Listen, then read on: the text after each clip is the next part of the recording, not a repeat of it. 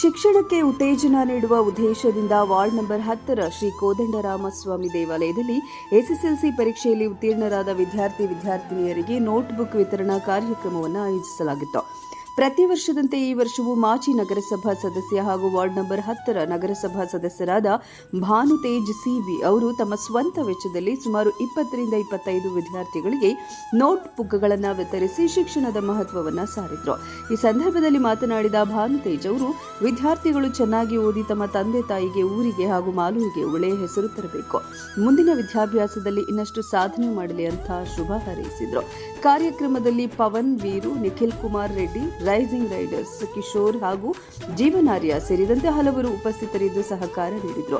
Notebook ಪಡೆದ ವಿದ್ಯಾರ್ಥಿಗಳು ಸಂತಸ ವ್ಯಕ್ತಪಡಿಸಿ ಶೈಕ್ಷಣಿಕ ಸಾಮಗ್ರಿಗಳನ್ನು ನೀಡಿರುವ ಭಾನುತೇಜ್ ಅವರಿಗೆ ಧನ್ಯವಾದಗಳು, ಇದು ನಮ್ಮ ಮುಂದಿನ ವಿದ್ಯಾಭ್ಯಾಸಕ್ಕೆ ಸಹಕಾರಿಯಾಗಲಿದೆ ಅಂತ ಕೃತಜ್ಞತೆ ಸಲ್ಲಿಸಿದರು.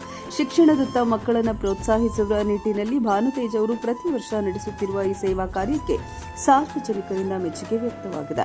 ವಿದ್ಯಾರ್ಥಿಗಳ ಭವಿಷ್ಯ ಉಜ್ವಲವಾಗಲಿ ಎಂಬ ಆಶಯದೊಂದಿಗೆ ತಮ್ಮ ಸ್ವಂತ ಹಣದಿಂದ ನೆರವು ನೀಡುತ್ತಿರುವುದು ವಿಶೇಷವಾಗಿದೆ. ನಮಸ್ಕಾರ.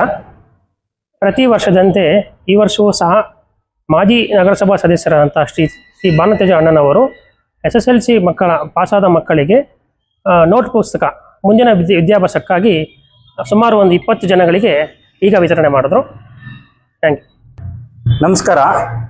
ನಮ್ಮ ವಾರ್ಡ್ ನಂಬರ್ 10 ನಗರಸಭಾ ಸದಸ್ಯರಾದಂತಹ ಭಾನುತೇಜ ಅಣ್ಣವರು ಅವ್ರ ವಾರ್ಡಲ್ಲಿರುವಂತಹ ಎಲ್ಲ ಮಕ್ಕಳಿಗೆ ಮತ್ತು ಸುತ್ತಮುತ್ತಲ ಇರುವಂತಹ ಊರಿನವರಿಗೆ ಮತ್ತು ಸುತ್ತಮುತ್ತಲಿರುವಂತಹ ಗ್ರಾಮಸ್ಥರಿಗೆ ಎಲ್ರಿಗೂ ಸಹ ನೋಟ್ಬುಕ್ ವಿತರಣೆ ಕಾರ್ಯಕ್ರಮನ ಏರ್ಪಾటు ಮಾಡಿದ್ರು. ನಾವು ನೋಟ್ಬುಕ್ ವಿತರಣೆನ ಇಲ್ಲಿ ರಾಮನ ದೇವಸ್ಥಾನದಲ್ಲಿ ಮಾಡಿದ್ವಿ. ಸುಮಾರು 20ರಿಂದ 25 ಜನವರೆಗೂ ನೋಟ್ಬುಕ್ ವಿತರಣೆ ಮಾಡಿದ್ದೀವಿ. ಅವ್ರಿಗೆ, ಅವರ ಫ್ಯಾಮಿಲಿಗೆ ಒಳ್ಳೇದಾಗಲಿ ಅಂತ ಈ ಮೂಲಕ ಕೇಳ್ಕೊತೀನಿ. ಎಲ್ಲ ಚೆನ್ನಾಗಿ ತಂದೆ ತಾಯಿಗೆ ಒಳ್ಳೆಯ ಹೆಸರು ಹಾಕ್ಬೋದು, ಮಾಲೂರಿಗೆ ಒಳ್ಳೆಯ ಹೆಸರು ಅನ್ಬೋದು. ನೋಡೋಣ ಏನು ಮಾಡ್ತೀವಿ ಎಲ್ಲ. ಫೋನ್ ನಂಬರ್ ಹಂಗೆ ತಗೊಂಡು ಹಾಂ ಆಯ್ತು.